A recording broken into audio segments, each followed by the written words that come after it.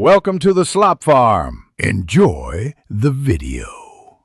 In this video, I will explain how to open a Chevy Impala with a slim jim. This technique is intended for emergency situations when you're locked out. It's crucial to understand that using a slim jim requires precision and a gentle touch. Incorrect application can potentially harm your car's internal locking components, so proceed with caution and awareness of the risks involved. To begin, gather your essential tools. You'll need a slim jim, which is a thin, flat piece of metal, typically around 24 inches in length.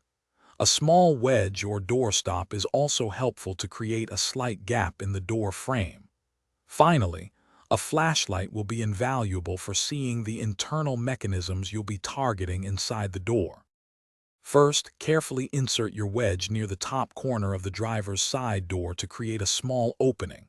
Next, slide the slim jim down into the door cavity, between the window and the weather stripping. You'll be aiming to locate the locking rods.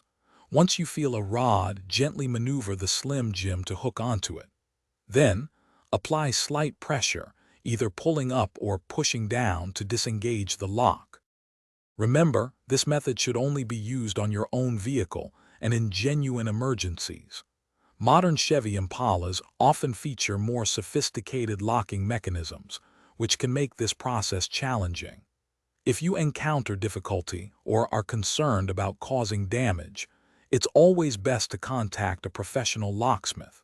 They have specialized tools and expertise to open your car safely and efficiently.